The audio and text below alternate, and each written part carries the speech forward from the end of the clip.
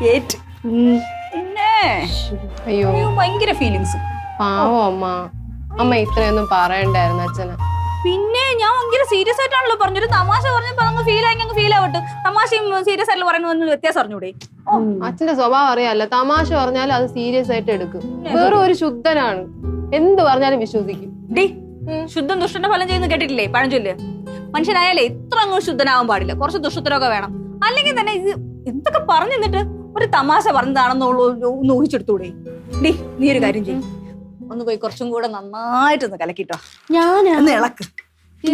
ഞാൻ എന്തിനു പോണേ?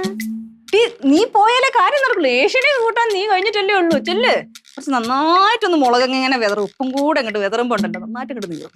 വേണോ അമ്മ? കൂടുതൽ എന്നെ പോയത്തരുത്, തല കയറിയ ഭിത്തിരടി.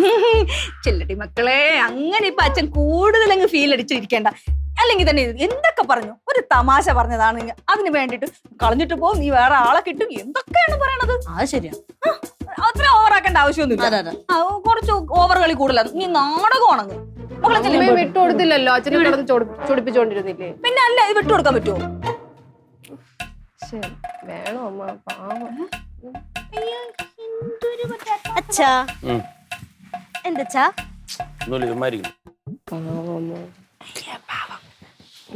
അവള് കലക്കിക്കോളും, നീങ്ങുവാ. അച്ഛാ, അച്ഛ സങ്കടത്തിലാണോ അച്ഛാ? സങ്കടത്തില്ല, എനിക്ക് സങ്കടമൊന്നുമില്ല, എനിക്ക് നല്ല മെനക്കെട്ടിയൊക്കെ ഉണ്ട്. അച്ഛാ, അമ്മ തമാശ പറയണെന്ന് വിചാരിച്ചിട്ടാണ് ഞാനൊക്കെ ആദ്യം സപ്പോർട്ട് ചെയ്ത്.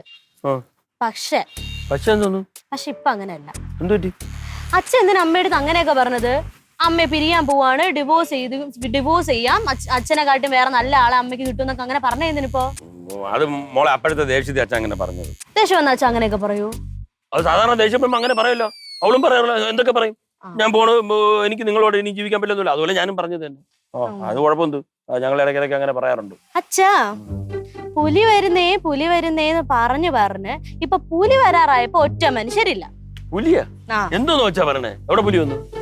പുലിയല്ല, മണിക്കുട്ടി. മണിക്കുട്ടിക്ക് എന്ത്? മണിക്കുട്ടിക്ക് പ്രശ്നമാണ്.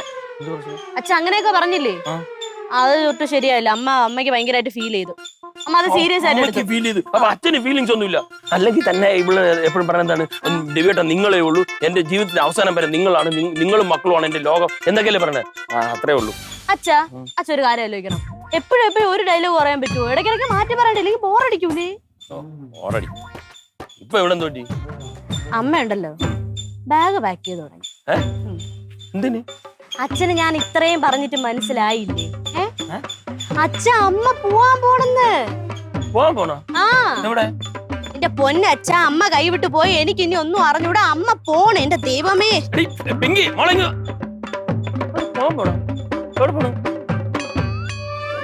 മണി മണി